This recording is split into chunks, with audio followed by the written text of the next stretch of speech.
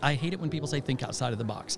Throw the box away, walk away from it, leave it, don't ever return to it, don't say the words ever again. Just leave the box alone. There's nothing innovative at going, oh, think outside the box. That means you're standing outside this folded square. We've just got to set the box on fire, find a new term. You're listening to Bridge the Gap Season 5, a podcast dedicated to informing, educating, and influencing the future of housing and services for seniors. Powered by sponsors AccuShield, Connected Living, Hamilton Captel, Inquire, One Day, LTC REIT, It's Never Too Late, Meridian Capital Group, Solinity, The Bridge Group Construction, and produced by Solinity Marketing. Welcome to Bridge the Gap podcast, the senior living podcast with Josh and Lucas. We are in DC at the very energetic NIC conference, and we're excited to have a new guest on today. We have William Swearingen. You are the Senior Vice President of Marketing and Sales at Spectrum Retirement Communities. Welcome to the show. Thanks for having me. I'm glad to be here. Glad that you're here. You know, there's a lot of energy here around big thought leaders, big decision makers, big capital providers. And one of the things that we have seen shift and change at the NIC conferences over the last decade is that as the industry has shifted and changed, they're getting into a lot other bigger topics. It's no longer just cap rates, capital, deals, real estate. It's way more complicated. And I'm glad to see William here at the NIC conference. And you're actually going to be speaking on a panel today about other things that impact all of those deals, right? Yeah. And there's been a big shift. We're coming out of 2 years of deep disruption in the industry. And I think it's time that we start thinking differently about staffing, occupancy, technology, marketing, sales, right? All of it. Am I on the right track here? You're absolutely on the right track. I think the challenge has been that during COVID, I think that we all got wrapped up in kind of the sadness of it all, and we forgot that COVID gave us cover to push reset. And that's what we did at Spectrum, was we took it as an opportunity to step back and really evaluate, what do we need to be doing differently coming out of this? Because the reality is everything that we learned were the things we should have already been doing for the last 5 years.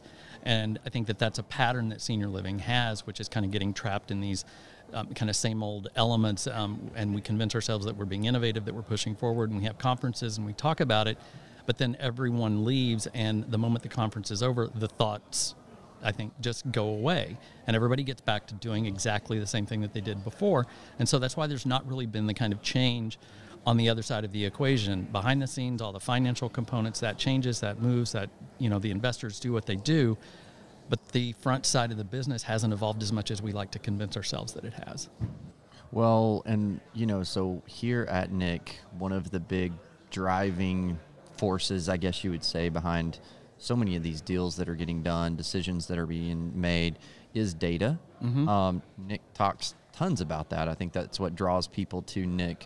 But I heard you in a conversation we were having just before is like, we need to dig a little bit deeper. There's so much more out there that we're not kind of turning over.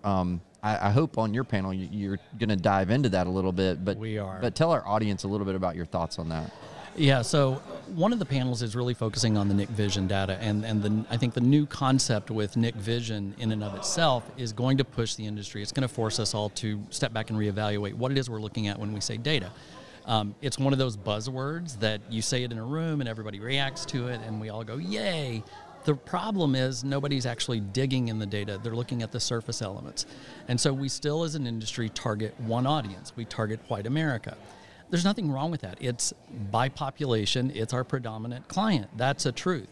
The problem comes when we're not looking at all of the secondary and third tier markets that can be those supplemental elements that stabilize occupancy, that address and kind of recast challenges that you may be having with staffing by just simply looking at things through a different lens. Try actually embracing the consumer lens.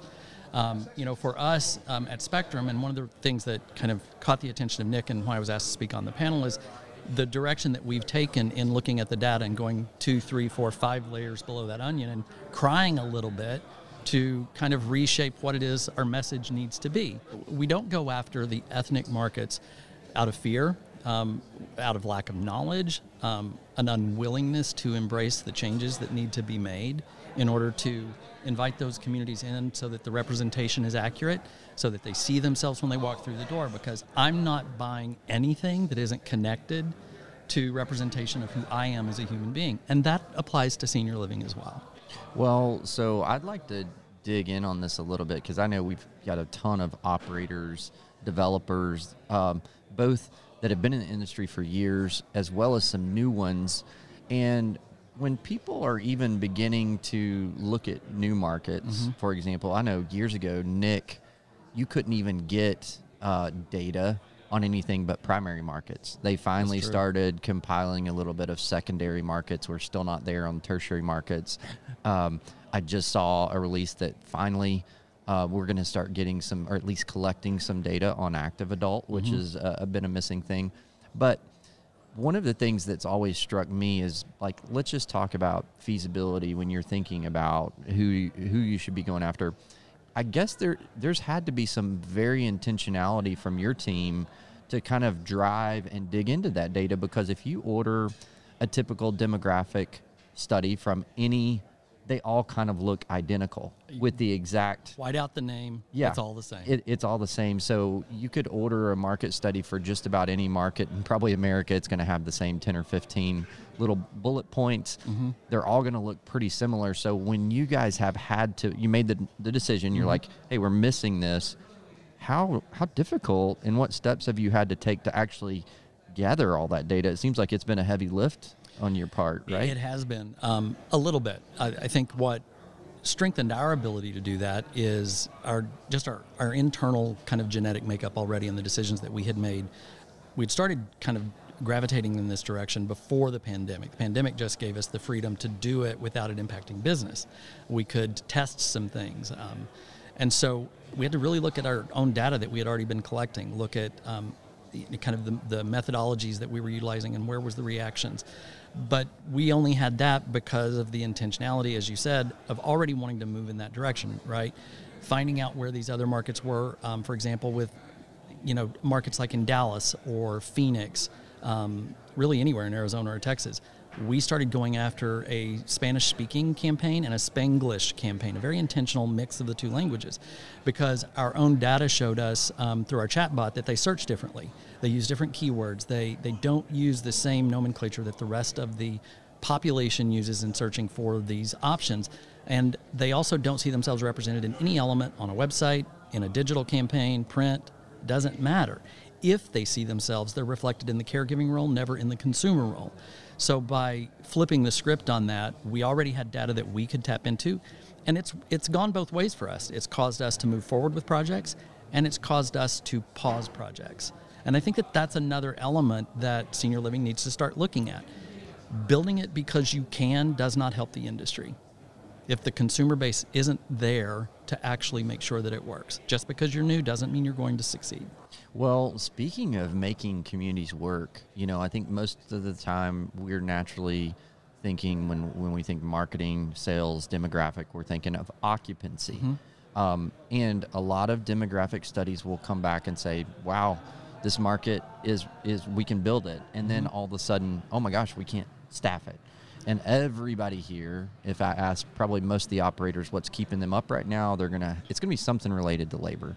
So what are your thoughts on how digging deeper into the numbers and getting broader spectrum can also maybe translate to how we appeal, how we market, how we tell our story to a broader demographic of team members? Could that help us with this labor challenge? I think it absolutely can, and I know that it did for us at Spectrum. Are we still having labor challenges? Absolutely. That's just the nature of the beast right now.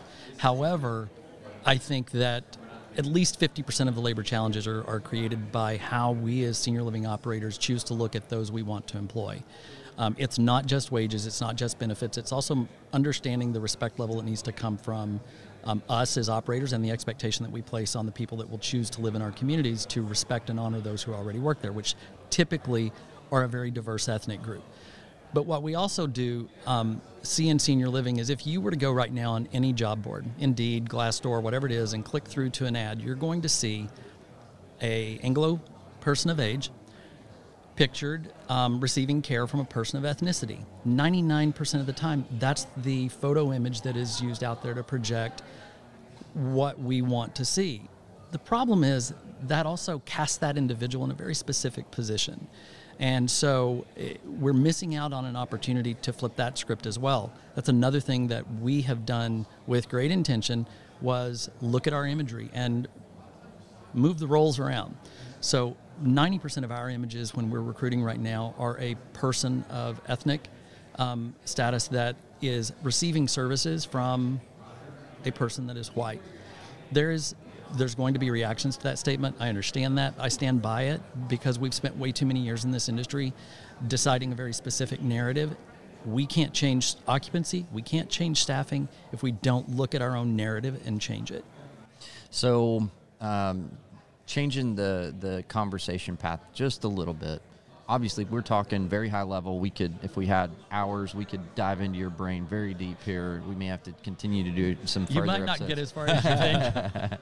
But so having these conversations, I think even what you're talking about, potentially anytime you start doing things differently, approaching a new strategy, sometimes those conversations are difficult, especially if you're like in a SVP role or something like that, and you're like, I have this strong, I heard this podcast. This is kind of where we need to go. What would you say is how you approach something like this, these conversations with your upper leadership in an organization to begin to try to change the culture? Because sometimes when you start saying, oh, we're going to change our brochure to be like this, or actually we're going to dive into this demographic, we're going to try to attract these. I mean, you might get a raised eyebrow and it's like, hey, we hadn't been doing that before. I mean, how would you approach that with your leadership team? I think that was something that was really special for me. I knew immediately within our organization when they brought me in 5 years ago, this was something that I was recruited for. So I had a little bit of an easier path. I think the critical part is do your research, and it doesn't take a significant amount of time to do the research and gather some simple data. We have a saying in Spectrum, raise your hand. An idea can't evolve, it can't grow if the hand isn't raised. And you may not win the battle on the first raising of the hand, but you've got to keep raising the hand on this especially. If nothing else, I think the first statement, said as professionally as one can, is, but what we're doing now isn't working. And so if we know that to be true, what is there to be lost by trying something truly different? Not a little bit different, but just, I hate it when people say think outside of the box. Throw the box away, walk away from it, leave it, don't ever return to it, don't say the words ever again. Just leave the box alone. There's nothing innovative at going, oh, think outside the box. That means you're standing outside this folded square. We've just got to set the box on fire, find a new term. So I love that. So one, I think of the takeaway that I took away from what you just said, if I'm a listener out there and I'm wanting to create this kind of culture, you have to, as a leadership team, no matter what you are, you got to create a culture where your team feels comfortable saying, like raising your hand, I think was the term. Yep. So that's a great, I think, just cheat sheet for our listeners right now. Put it on your refrigerator, put it on your desk, put it on your monitor, whatever. Allow your team to raise their hand. So you've got to start with creating that culture, because you're exactly right. I mean, NIC data, OSHA data, all these data points will tell us we have not done a good job as an industry of reaching the potential of what our industry has as far as reaching age, income qualified people and the people that need care that we can provide. So raise your hand. Lucas, just raise your hand anytime you want to say something. I have a question. I've been raising my hand. I want to have a question here. So what an awesome, thank you for taking time for us today. We know you're super busy here. A lot of people wanting to meet with you in the NIC speed dating. We're in the Hubble Hub. That's right. I don't even know what that is, but there's a lot of people in here. It's the basement down here under. We're ready for launch. We're ready for takeoff. We're going to raise the roof and get out of here. It's fun. What a good talk. It's a great talk, and it's great for our listeners, for you to take time out. There is a lot of people here, but there's way more people that cannot be at NIC and be able to partake in these great discussions of thought leadership that are here. So William, thanks for your time today, and we wish you the best on your panel. Thanks, appreciate it. Love you guys. Love you too, man. Well, thanks for everybody for following us today. Go to btgvoice.com to connect with us with this episode and so many more. You can see us on LinkedIn, Facebook, and Instagram. Thanks for everybody for listening to another great episode of Bridge the Gap. Thanks for listening to Bridge the Gap podcast with Josh and Lucas. Connect with the BTG Network team and use your voice to influence the industry by connecting with us at btgvoice.com.